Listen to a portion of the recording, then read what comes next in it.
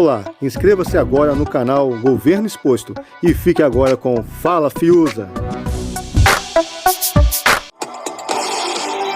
Os pingos nos is. Jovem Pan.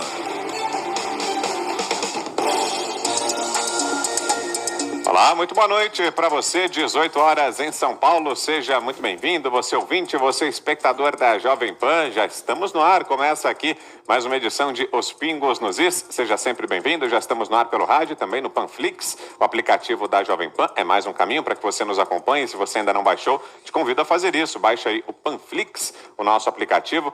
Hoje é quarta-feira, dia 7 de outubro de 2020. Estaremos juntos até às 8 horas da noite. Comigo aqui, Augusto Nunes, Guilherme Fiuza, José Maria Trindade e a Ana Paula Henkel. Isso aí, vamos lá então, vamos começando aqui essa edição de Os Pingos nos Is. Temos os destaques do programa de hoje. O Supremo Tribunal Federal tira casos da Lava Jato da segunda turma da Corte. Inconsistências no currículo de Cássio Nunes ampliam polêmica sobre a indicação. E tem também o efeito Leonardo DiCaprio no acordo da União Europeia com o Mercosul. O partido de Macron começa a atrapalhar a ratificação da parceria. São destaques desta quarta-feira. Vamos nessa, e você participa também aqui do nosso programa. Te convido a gravar vídeos e a enviar pelo nosso WhatsApp. Nosso número fica sempre aberto para você, é o 11 9 31 17 0620. Repito para você, o nosso WhatsApp, 9 31 17 0620. Seja bem-vindo, começando Os Pingos nos Is. Opinião, hora de colocar os pingos nos is.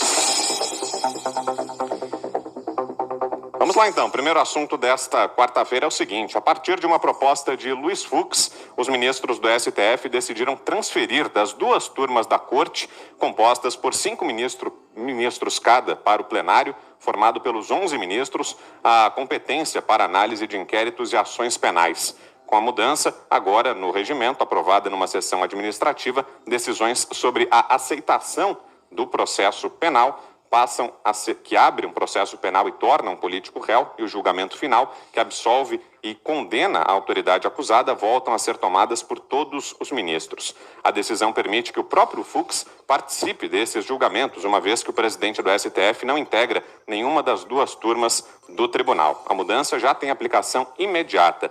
Uma das consequências diretas é retirar da segunda turma os casos da Lava Jato, que sofreu uma série de derrotas aí nas últimas semanas, durante a licença médica de Celso de Mello. A análise das investigações e ações penais no plenário ocorria até 2014. Esses processos foram transferidos para as turmas após o julgamento do Mensalão, que consumiu dezenas de sessões no plenário e atrasou o andamento de centenas de outros casos. Permaneceram no plenário apenas a análise de casos criminais ligados aos chefes dos poderes, presidente da República, da Câmara, do Senado ou do próprio STF. Mas, segundo Fux, os casos tiveram uma queda vertiginosa desde 2018, quando a Corte restringiu o foro privilegiado, mandando para a primeira instância centenas de casos ocorridos fora do mandato parlamentar e não ligados ao cargo. Segundo o presidente do STF, em 2018 havia 500 inquéritos, 89 ações penais. Hoje são 166 inquéritos e 29 ações penais.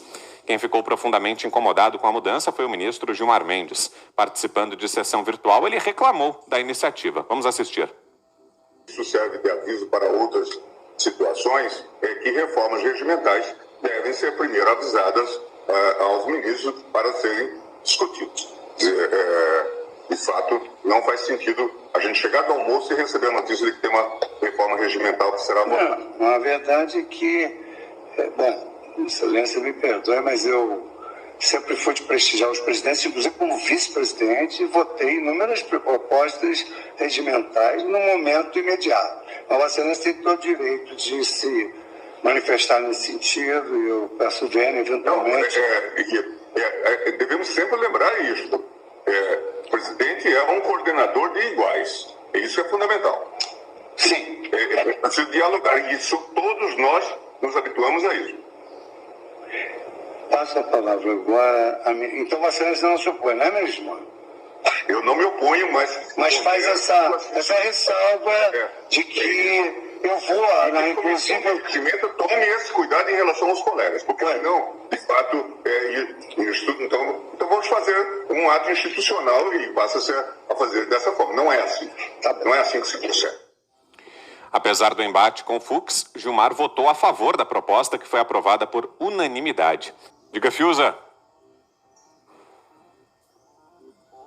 O Gilmar disse que não foi almoçar, voltou e tinha uma decisão regimental para tomar, não se pode nem mais almoçar, né?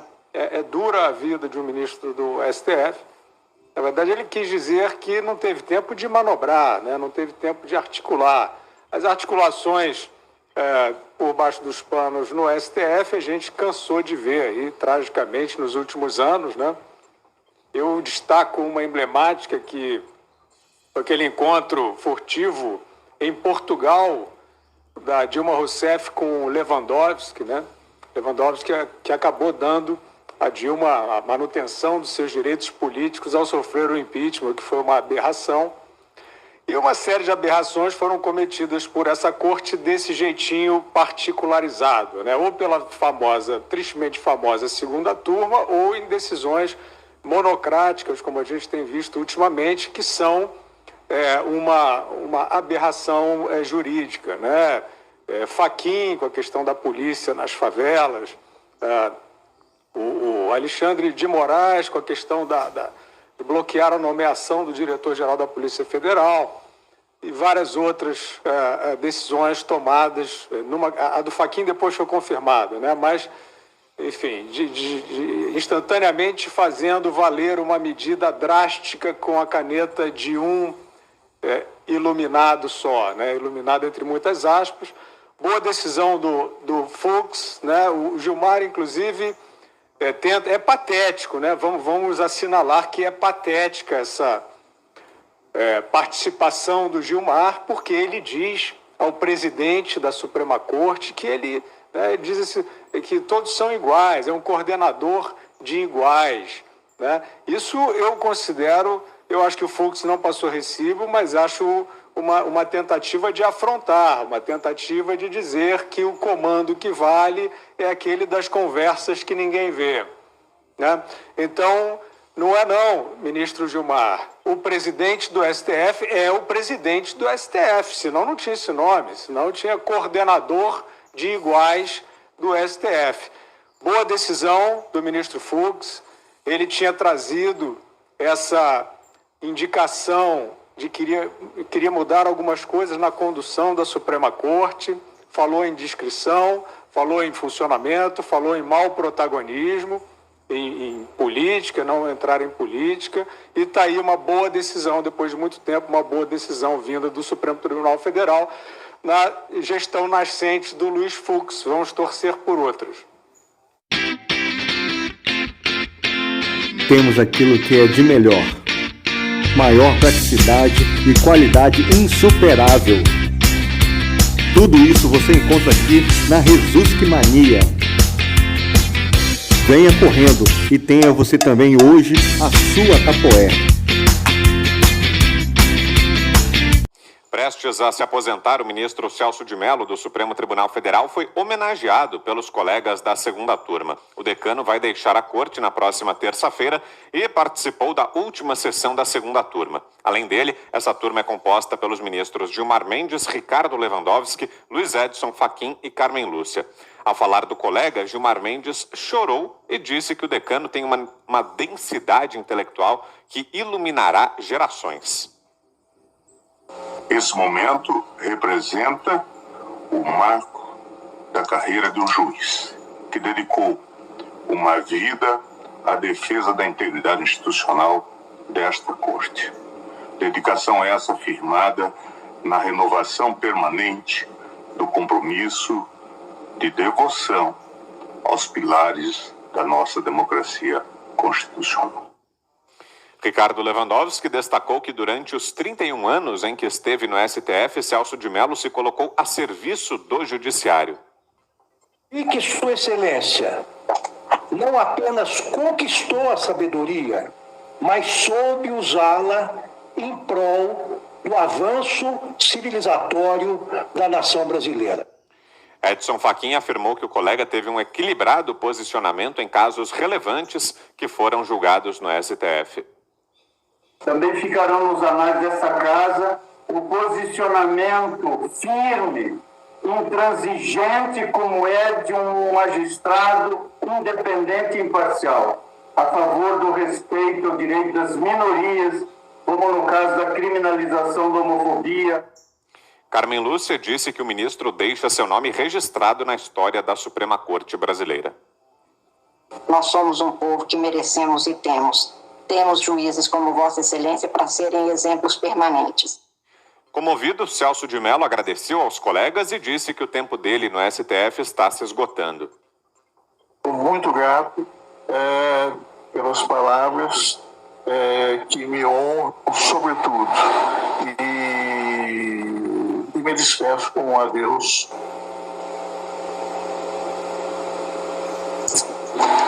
Dessa colenda, segunda turma. Obrigado. Antes de se aposentar, Celso de Mello deve participar na quinta-feira da sessão do plenário. Na pauta está o julgamento de como deve ser o depoimento do presidente Jair Bolsonaro no inquérito que apura supostas interferências na Polícia Federal, se será por escrito ou presencial. Você, Fiuza. É uma reta final melancólica, né, de um ministro, um deles, acho que foi Lewandowski, que disse que dedicou sua vida a servir ao judiciário. Não vejo assim, acho que ele se serviu do judiciário, é um vaidoso, tentou fazer realmente uma politicagem nessa reta final aí de presença no STF, atirando contra o Poder Executivo, ou seja, tentando contra a harmonia entre os poderes, né? É necessário que você tenha altivez ao desempenhar um cargo tão importante com tanto poder. O Celso de Mello é um dos ocupantes desse poder que diminuem essa instituição, diminuem esse poder, porque a população, a sociedade percebe o ministro, né, da mais alta corte judiciária brasileira fazendo política rasteira, tentando dizer que há um governo fascista, tentando dizer que há sinais de nazismo no país, ao mesmo tempo em que faz proselitismo. Também foi destacado, acho que pelo Fachin, a questão das minorias, um defensor das minorias. O Celso de Mello, ele tinha esse script, né? Ele queria, eu quero passar a história como um defensor das minorias, e ele fez uma panfletagem em relação a isso. Foi destacado o voto dele pela criminalização da homofobia. Eu acho aquele voto uma vergonha, não vejo nenhuma sabedoria, fora o mérito, né, da questão. Um voto que durou 2 dias, um voto absolutamente afetado, barroco no pior sentido da ideia do que tem que ser o direito, fazendo, né, uma retórica de contracultura de meio século atrás, dividindo a sociedade, tentando, se fincando inclusive no princípio do racismo para defender a aplicação de crimes, a constatação de crimes contra a homofobia. Então eu não vejo, eu procurei e não vi sabedoria nesse homem, nesse juiz, nas decisões. Eu vejo decisões assim, que ele olha para o placar, né, para aquele letreiro de neon que ele imaginou para ele, de defensor das minorias, fica atacando o governo federal de maneira irresponsável e danosa para o país, para a democracia. E aí, essa despedida, né, com esses choros. Aí, a última vez que eu tinha visto o Gilmar Mendes chorando tinha sido naquela live com o Stedley, né, com aí aquela coisa patética de uma celebração de uma suposta resistência cenográfica contra o fascismo. Aí o Gilmar chorou diante do Stedley, né, a revolução, talvez, que ele esteja imaginando. Então é triste, eu acho triste o legado do Celso de Mello, infelizmente, mas nenhuma questão pessoal contra ele. A gente espera que a Corte entenda os novos tempos, saia de achar que é um outdoor né, e vai votar, vai trabalhar, vai falar menos pelos cotovelos, que o país vai agradecer. A Polícia Federal, em conjunto com o Ministério Público Federal, deflagrou nesta quarta-feira a Operação Sem Limites 3, que faz parte da 76ª fase da Operação Lava Jato. Os agentes cumpriram 3 mandados de busca e apreensão na cidade do Rio de Janeiro.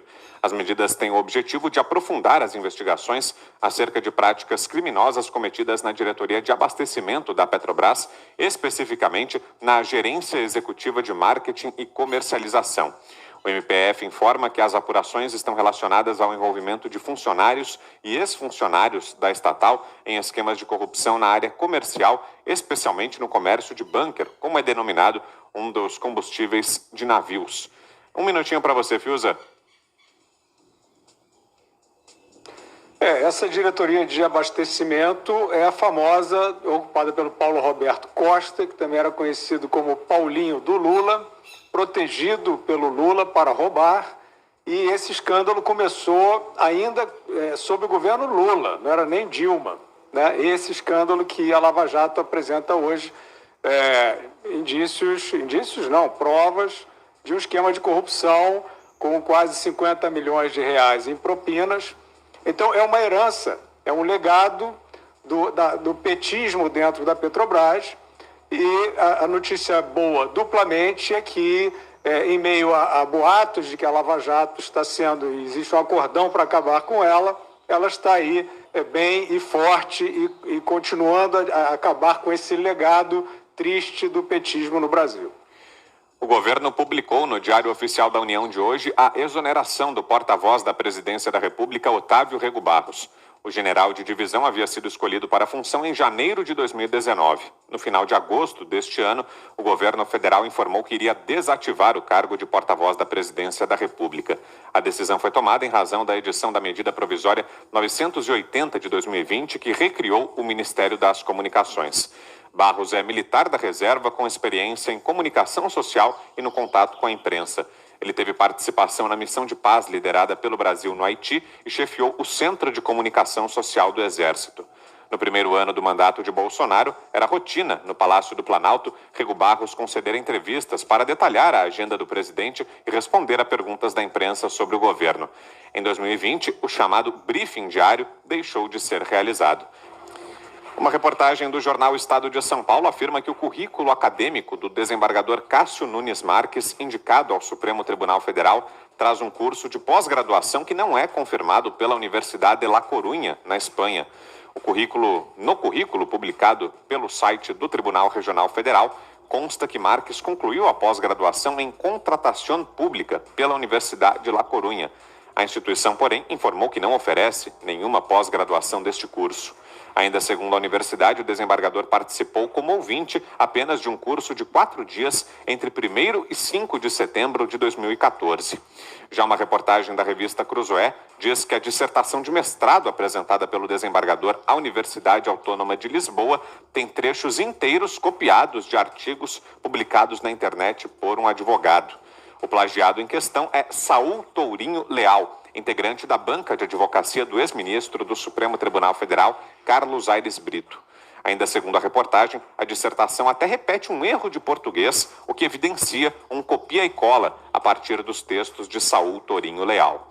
Em entrevista ao Jornal da Manhã, aqui da Jovem Pan, o senador Randolfo Rodrigues acredita que o erro identificado no currículo do desembargador Cássio Nunes Marques não deve comprometer a indicação. Na visão de Randolph Rodrigues, a situação não é considerada grave. Para ele, apenas um caso de falsidade ideológica poderia comprometer os pré-requisitos necessários para ocupar o cargo no Supremo.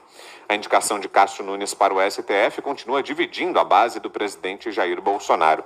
No nosso canal, inclusive, fizemos uma enquete para saber o que o nosso público pensou sobre o nome escolhido. Questionamos: você aprovou a indicação de Cássio Nunes Marques para o STF?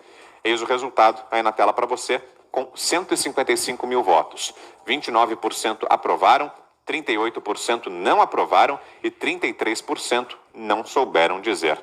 E aí, Fiuza? Eu acho que a questão que o senador Randolph traz sobre o currículo, de fato, também não me parece capital. Mas a questão de plágio tem que ser averiguada. Eu não sei se vocês têm aí alguma informação sobre resposta do desembargador a essa denúncia da Cruzoé, né? Eu acho que plágio é outra coisa. Eu acho que se ele cometeu um plágio, né, numa dissertação, se ele retirou trechos de outro autor, aplicou na sua própria autoria, sem apresentar isso como citação, eu acho que isso depõe, sim, contra a pessoa dele. Mas eu não estou fazendo o juízo aqui porque eu não sei ainda do que se trata, se foi isso mesmo, e precisamos ouvi-lo, né? Então, está feita essa ressalva, uma ressalva importante, eu acho. Sobre o ambiente em torno dele, a gente vê, por exemplo, vimos aí o Renan Calheiros, né, dando entrevista e saindo em defesa de várias ações do presidente Bolsonaro. Isso aí, sem dúvida alguma, não tenha dúvida alguma, que é uma pegadinha do Renan Calheiros, né, para desgastar a força política do presidente, né, que, por sua vez, também, quer dizer, com os índices, os registros de alta popularidade, talvez esteja menos cuidadoso em relação aos seus gestos, né? Quer dizer, de fato, a confiança costuma atrair a qualquer ser humano e qualquer ser humano precisa dessa atenção. E eu acho que de parte da oposição, de parte de quem é contra, a gente está vendo o pessoal querendo surfar justamente o que mostra um pouco a nossa pesquisa, né? Assim, uma divisão realmente, muita gente decepcionada. E é claro que esses, tipo Renan Calheiros, eles querem colar aquela outra tese. Porque uma coisa é assim, achamos a decisão boa, não achamos, né? Em termos jurídicos, em termos do perfil, alguém que tem muito trânsito político, a gente pensa num perfil diferente para renovar o Supremo Tribunal Federal. Isso é uma coisa. Outra coisa é o mundo caiu, o Bolsonaro se entregou à velha política, às raposas, aos corruptos. Isso é uma outra história, isso é uma tese que, pelos dados aí de governo, de ação de governo e do próprio grupo político do presidente, não dá para dizer, ao contrário. É uma administração limpa, até aqui, inclusive com choques de gestão. Eu cito o ministro Tarcísio, porque, por acaso, o ministro Tarcísio Gomes de Freitas, da Infraestrutura, que está fazendo uma gestão indiscutível, inclusive no meio de uma pandemia, ele foi uma escolha também meio impetuosa do Bolsonaro, e nós vimos isso aqui nos pingos, na transmissão da live, o Bolsonaro contando ao lado do Tarcísio, que o Tarcísio era a terceira opção dele, e que numa conversa ele intuiu que o Tarcísio seria muito bom e fez a escolha. Ele faz assim as escolhas dele, né? O Paulo Guedes também é um pouco assim. Foi uma conversa que não foi tão longa e que mudou digamos, o aparato programático aí do Bolsonaro. Não tinha nada a ver com essa agenda liberal do Paulo Guedes. E ele também mudou rápido aí nesse caso, infelizmente. No caso do Cássio, achamos que não. Achamos que pode ter sido realmente uma precipitação, mas é claro que o contexto agora, inclusive com esses realmente inimigos aí da economia popular e da democracia, tentando associar, de fato, ao presidente Bolsonaro uma diretriz de ataque à Operação Lava Jato, que vimos que está viva aí, de ataque aos sistemas e às instituições de avanço legal contra o crime, e eu acho que isso não dá para dizer. Bom, e só antes de passar para você, Ana, respondendo ao Fiuza sobre esse curso de pós-graduação na Universidade Espanhola, Cássio Nunes Marques disse que se trataria de um problema de tradução, que o curso de pós-graduação, como conhecemos aqui no Brasil, não tem o mesmo significado acadêmico na Espanha, mas sobre essa denúncia aí de plágio na dissertação, por enquanto, ainda não se manifestou. O ministro da Economia, Paulo Guedes, descartou que o auxílio emergencial seja prorrogado para 2021. Pela configuração atual, o benefício vai existir até dezembro deste ano. O presidente da Câmara, Rodrigo Maia, endossou pelas redes sociais a fala de Guedes. A declaração do ministro foi dada durante evento com jornalistas que contou com a participação do ministro das Comunicações, Fábio Faria. Guedes negou também que o orçamento de guerra e o estado de calamidade pública sejam estendidos para o próximo ano. As duas medidas foram articuladas e aprovadas pelo Congresso para criar um orçamento paralelo de combate à pandemia, sem que sejam descumpridas regras fiscais, como o teto de gastos e a regra de ouro. O governo tem dificuldade para definir fontes de financiamento para o Renda Cidadã, expansão do Bolsa Família. Ontem, em busca de consenso, o senador Márcio Bittar decidiu adiar desta quarta-feira para a próxima semana a apresentação da proposta do programa. A extensão dos instrumentos de exceção fiscal seria uma forma de dar fôlego ao Planalto para que o auxílio emergencial dure mais e haja mais tempo para o Executivo definir o novo programa social. No evento de lançamento do programa Voo Simples para modernizar regras da aviação e melhorar o ambiente de negócios do setor, o presidente Jair Bolsonaro reafirmou a importância do ministro Paulo Guedes para a condução da política econômica. Nós não queremos fazer nada de anormal para dar um jeitinho ali, lá ou acolá. Me surpreende por vezes o mercado, por declaração de um ministro ou de um funcionário de segundo escalão falar alguma coisa e aquilo passar a ser uma verdade, a bolsa cai, o dólar sobe. A palavra final na economia não é de uma pessoa, são de duas pessoas. Eu e Paulo Guedes. Eu não tomo decisões sem ligar para o respectivo ministro. Quando Joe Biden, como é que é o nome dele? Biden. Joe o quê? Joe Biden falou que ia arranjar 20 bilhões para mim, e se eu não apagasse o fogo da Amazônia, tá, ia levantar barreiras contra nós, eu fiz a minha nota e liguei para o Ernesto Araújo. Ernesto, quem tu acha dessa nota aqui? Ele mexeu em meia dúzia de palavras e publiquei a nota. Há um enorme respeito meu para cada um dos 23 ministros. Não sou autoritário, não sou dono da verdade. E digo mais, quem trabalha são vocês, prezado Milton. Eu sou técnico do time de futebol. E vocês têm trabalhado muito bem. Bolsonaro garantiu ainda que não atua pelo fim da Lava Jato e defendeu, sem citar nomes, a indicação do desembargador Cássio Nunes Marques para a vaga de Celso de Mello no STF. As pressões que eu sofro, esqueçam, pô. Sou imbrochável.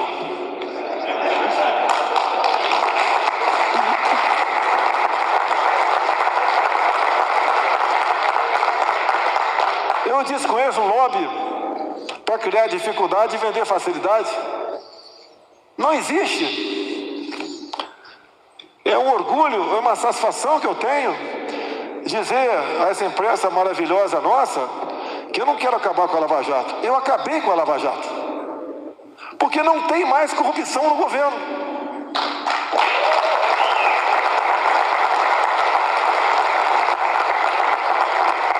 Eu sei que isso não é virtude, é obrigação.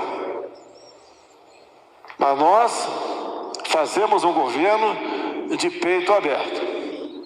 E quando eu indico qualquer pessoa para qualquer local, eu sei que é uma boa pessoa, tendo em vista a quantidade de críticas que ela recebe em grande parte da mídia. Em postagem nas redes sociais há pouco, o presidente ainda confirmou a indicação do ministro Jorge Oliveira para o Tribunal de Contas da União. Você, Fiuza. Sobre o Paulo Guedes, né? Eu acho que está reiterado aí um apoio raro de se ver. Né? O presidente da República quase que compartilhando com o seu ministro da Economia a autoridade na condução do país. Né? Isso é um aval, isso é uma credencial rara de se ver. Então, por que isso é feito? Né? Porque o Paulo Guedes precisa de um afago? Não, o Paulo Guedes também é o único ministro da Economia da história que já teve seu nome gritado por uma multidão na rua, na época da reforma da Previdência. A sociedade esclarecida brasileira sabe bem o que representa o ministro Paulo Guedes em relação às suas chances de futuro. Não há equívocos sobre isso, não há picuinha, não há fake news, não há chilique do Rodrigo Maia que retire não só a competência do ministro, que é conhecida no mundo todo, como o apoio que ele tem da sociedade. E vem o presidente da República, que está aí bem avaliado, com um governo bem avaliado, ou seja, que tem a confiança da sociedade, e reitera que as decisões são tomadas, que ele segue o ministro da Economia. Então, o que dizer sobre as perspectivas do país num momento em que o país precisa mais do que nunca ser virtuoso e operativo para sair de uma crise muito grave, né? Que Paulo Guedes é o sinônimo da perícia e da responsabilidade para se sair desse caso. Se o Paulo Guedes não souber fazer essa conta, dentro da responsabilidade fiscal, ninguém sabe. E aí tem um monte de aprendiz de feiticeiro aí, claro, louco para desestabilizar. E aí vocês lembrem-se, né? Outro dia, anteontem, o que o país tinha no comando da sua economia. Eu não estou nem falando dos ladrões. Sim, eram o governo dos ladrões. Mas mesmo que uma varinha de condão os transformasse em honestos do dia para a noite, eles afundariam o país do mesmo jeito, porque eles não sabem fazer conta. Eles são militantes, são aprendizes de feiticeiro. Então, eu reitero, né, feitas as críticas que eu estou sempre fazendo aqui a personagens como o Rodrigo Maia, que age na maior parte do tempo para desestabilizar, mas tem que ser festejado, sim, quando o Rodrigo Maia, que é o presidente da Câmara dos Deputados, converge com o ministro da Economia. Nós precisamos disso. Um pedido de desculpas é um pedido de desculpas, né? É um compromisso assumido publicamente. É uma pessoa em ato de contrição diante do público. Isso tem um valor. Mesmo que ele reincida aí nas suas sabotagens e tal, aquele momento tem que ser valorizado. Ele precisa sentir até que a sociedade valoriza os seus atos responsáveis, como foi, por exemplo, na aprovação da reforma da Previdência. Ele tentou capitalizar mais do que devia, mas foi importante, como presidente da Câmara, ali na ação final. Não foi uma ação de sabotagem e o Brasil, unido, junto, deu esse passo importante. Então, é isso, nós precisamos, porque esses personagens que sabotam, no momento em que eles se apresentam convergindo, isso tem também um preço para eles em relação àqueles que querem a sabotagem, né? Um pedido de desculpas do Rodrigo Maia, por exemplo, publicamente, o enfraquece, digamos assim, perante os sabotadores. O Rodrigo Maia fraquejou, não podemos contar tanto com ele. Não é tão fácil fazer esse gesto. E eu digo aqui, eu tenho a expectativa de que os atos, a soma de atos de responsabilidade possam levar a uma união possível, que o país precisa, não tem outro caminho. Isso não é um voto pró-Bolsonaro, nem mesmo pró-Paulo Guedes. São esses que estão aí, há capacidade de resolver, e o país precisa mais do que nunca de capacidade para não cair num buraco como a Argentina está caindo. Temos aquilo que é de melhor. Maior praticidade e qualidade insuperável. Tudo isso você encontra aqui na Resultque Mania. Venha correndo e tenha você também hoje a sua Tapoé. O Papa Francisco decidiu atacar na terceira encíclica o neoliberalismo e o populismo. Nas 98 páginas do documento intitulado Fratelli Tutti, Todos Irmãos, o Sumo Pontífice discorre acerca da suposta incapacidade do mercado de lidar com os problemas sociais e menciona a pandemia de coronavírus que, segundo ele, mostrou as fragilidades de um modelo que produz escravos e uma cultura de descarte. Além disso, o Papa garante que é preciso transformar o mundo em uma só comunidade. Vou ler um trecho aqui para vocês. O mercado sozinho não resolve tudo, embora mais uma vez queiram nos fazer acreditar nesse dogma de fé neoliberal. É um pensamento pobre, repetitivo, que propõe sempre as mesmas receitas diante de qualquer desafio que surja. Em um minuto, quero ouvi-lo, Fiuza. Olha, o Papa Francisco, eu quero aqui manifestar meu respeito à Igreja Católica e ao posto do líder dessa igreja, mas o Papa Francisco é o Celso de Mello do Vaticano, né? As cartilhas que ele traz, né, nesse momento são mais do que anacrônicas, né? elas convidam, de fato, a uma confusão do debate.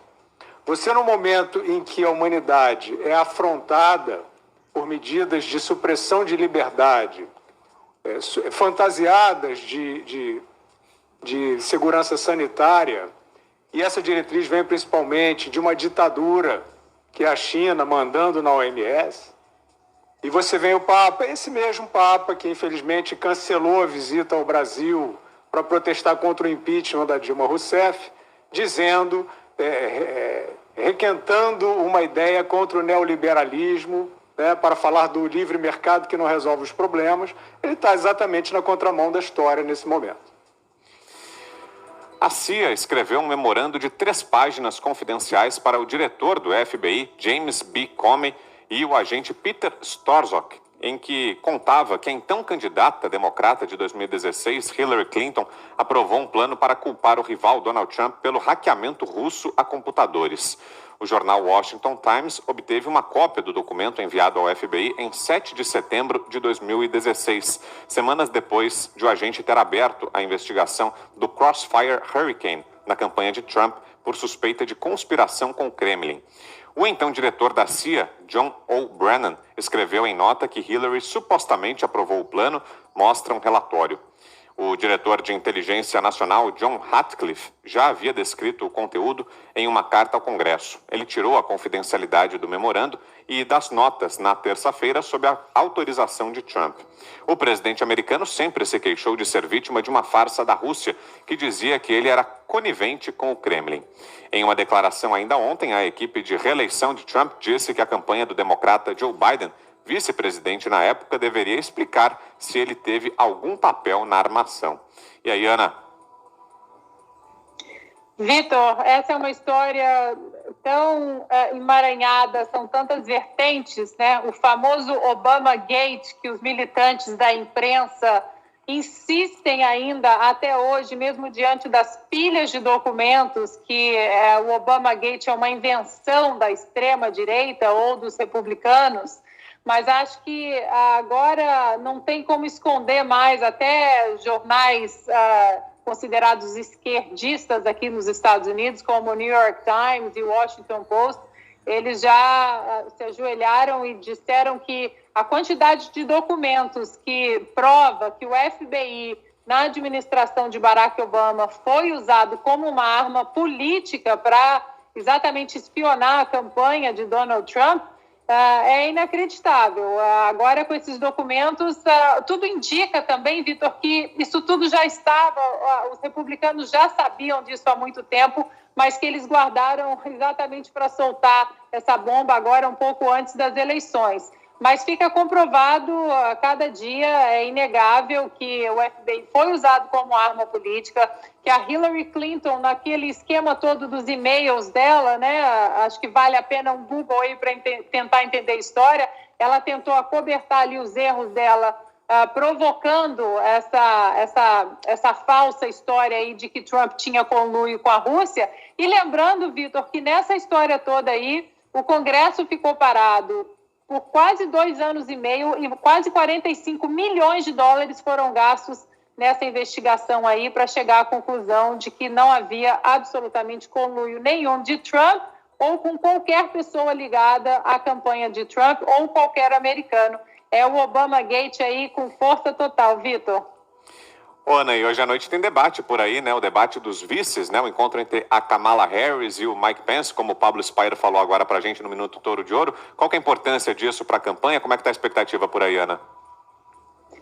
Vitor, normalmente um debate entre vices, ele não tem tanta importância, mas eu acho que num ano que a polarização está tão forte, a animosidade política está tão extrema, ainda mais que nós estamos vindo de um debate onde não se ouviu muito, Donald Trump e Joe Biden se bicaram bastante. Eu acho que o debate de hoje vai ser interessante, sim, porque Kamala Harris, ela foi uma procuradora-geral do estado da Califórnia, ela é advogada, então ela debate muito bem, ela tem um carisma. O vice de Donald Trump, o Mike Pence, ele é um político de carreira, muitos anos acostumado também ali de estar no caldeirão político, e ele está dentro da administração do Trump há 4 anos, então ele vai poder trazer todos os números, os excelentes números das políticas públicas de Donald Trump. Agora, para quem assistir e está em dúvida sobre a moderadora do debate, já que o último moderador, Chris Wallace, teve bastante problemas ali, colocando panos quentes nos dois e até sendo um pouco incisivo demais em relação ao Donald Trump, a moderadora de hoje, Susan Page, ela é biógrafa da Nancy Pelosi, que é praticamente a inimiga número 1 de Donald Trump, a presidente da Câmara dos Representantes aqui nos Estados Unidos. Então, não esperem muito da moderadora, que eu acho que ela provavelmente vai demonstrar o pêndulo ali, a torcida para o lado da Kamala Harris. Mas vai ser interessante porque são duas pessoas mais contidas, e eu acho que o americano vai poder ver as políticas públicas da administração do Donald Trump e como o Partido Democrata, com a Kamala Harris, ele deu uma andada bastante ali para a extrema esquerda do partido. Perfeito, vamos acompanhar. Outro assunto agora, pressionados pelo partido de esquerda do presidente da França, Emmanuel Macron, eurodeputados rejeitaram simbolicamente nesta quarta-feira a ratificação do acordo comercial entre a União Europeia e o Mercosul. O placar foi de 345 votos a favor, 295 contra e 56 abstenções. A medida, porém, não significa que a parceria entre os dois blocos está desfeita, mas sim um aviso ao governo brasileiro. Conforme a emenda aprovada hoje, de autoria de parlamentares franceses, há, abro aspas, sérias preocupações com a política ambiental de Jair Bolsonaro, que vai contra os compromissos do Acordo de Paris, em particular no combate ao aquecimento global e à proteção à biodiversidade, fecho aspas. Eu lembro que o líder francês não tem bom relacionamento com Bolsonaro e chegou a veicular fake news contra o presidente do Brasil com supostas imagens da Amazônia em chamas. Diga, Fiuza. Como você disse, Vitor, é um estadista, né, um chefe de Estado capaz de espalhar fake news contra um outro país para fazer política. Eu acho que a parte da disputa comercial é só uma parte. Acho que existe, por conta justamente nessa linha das fake news, a politicagem.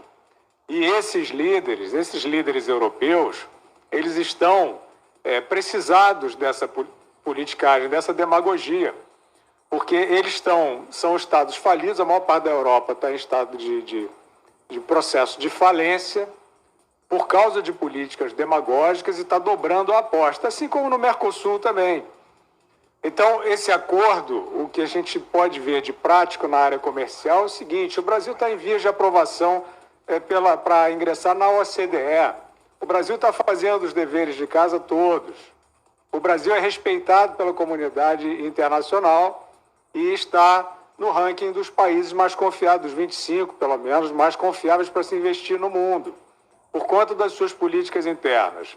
Então, os demagogos vão ficar pelo caminho. O Brasil vai fazer acordos bilaterais, inclusive com os Estados Unidos. Mas essa parte das fake news, da politicagem, é isso. Eles estão apostando nesta ideia de por que o Brasil é tão aparente nessa questão, por que uma ação contra um acordo Europa-Mercosul, o Brasil é citado e o presidente brasileiro é citado. Porque aí vem essa cantilena de que o Brasil está assombrado pelo fascismo, que está asfaltando a Amazônia, e o mesmo ocorreria, né, dentro dessa lenda, com os Estados Unidos. E aí a gente diz, só uma pincelada no assunto anterior, que também diz respeito a fake news, que essa ideia de que a Rússia elegeu de forma clandestina o Trump, presidente dos Estados Unidos, essa ideia foi repetida indefinidamente por grandes veículos de imprensa, fora os palpiteiros, durante anos. Está desmentida. A Ana Paula Henkel, por exemplo, traz informações, né, desmentindo isso há muito tempo, né, e é patrulhada por isso. Eu pergunto, onde estão os checadores nessa hora? Não só em relação ao Macron, né, as fake news sobre a Amazônia. Onde estão os checadores com essa disseminação consagrada desta notícia em especial, conluio com a Rússia responsável pela eleição do Trump. Nós cansamos de ler isso na imprensa constituída. Eu não vi a checagem. Então, o que a gente vê é politicagem, eu acho que mais do que a parte comercial, né, juntando os dois assuntos, né, mais do que a parte comercial. Existe uma aposta política, demagógica, que era o conluio com a Rússia, e hoje é o partido da Covid. Hoje é o partido da Covid que diz que o Barack Obama disse que o Trump matou, é responsável, né, por 170 mil mortes, né, quando o Obama disse isso, hoje já são mais, mas o Obama disse que o Trump era o responsável pela totalidade das mortes por Covid nos Estados Unidos. E eu não vejo, mais uma vez, os checadores, esses que estão aí se apresentando como aqueles que vão dizer no Brasil o que é verdade e o que é mentira. Eu não vejo os checadores estranharem essas fake news tão consagradas nos últimos anos no Brasil e no mundo todo. Olha, vamos voltar a falar do caso do desembargador Cássio Nunes Marques, porque o advogado que é apontado como plagiado pelo desembargador acaba de divulgar uma nota em relação a essas acusações. Ele rebateu as denúncias de que o indicado pelo presidente Jair Bolsonaro para a vaga do ministro Celso de Mello, o desembargador Cássio Nunes Marques, tenha plagiado trechos de artigos seus em sua dissertação de mestrado e afirmou que a relação acadêmica de ambos existe há anos. Vou ler aqui um trecho da nota divulgada agora há pouco. Ela diz o seguinte: os artigos acadêmicos citados na referida reportagem são frutos de debates, discussões e troca de informações acadêmicas que, em conjunto com o desembargador Cássio Marques, constituíram um acervo doutrinário comum para ser utilizado na produção acadêmica de ambos. Por isso, são infundadas as acusações feitas pela reportagem, disse o advogado em nota. Você, Fiuza?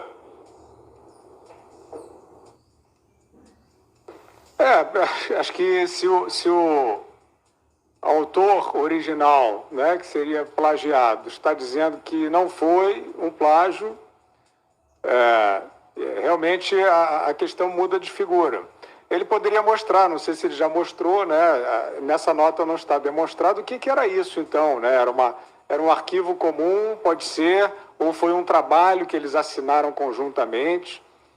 Eu digo só pelo seguinte, não pode pairar dúvida sobre esse ponto, né? Nós estamos aqui tentando, né, analisar essa escolha sob todos os ângulos.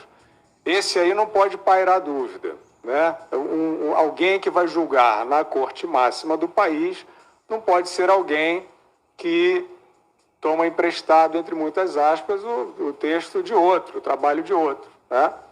Mas, de fato, se o suposto plagiado está dizendo que não foi, que é um arquivo comum, eu gostaria que ele dissesse o que é um arquivo deles, acadêmico, ou foi um trabalho que eles assinaram, né, para não deixar dúvidas, né, para a gente não ficar achando também que foi um combinado para refrescar o Cássio Marques, né? Eu espero que não tenha sido um plágio, vamos ver. Olá, não se esqueça de se inscrever no canal, ative o sininho para não perder novos vídeos, deixe seu like e comente aqui o que você achou do assunto. Até o próximo vídeo.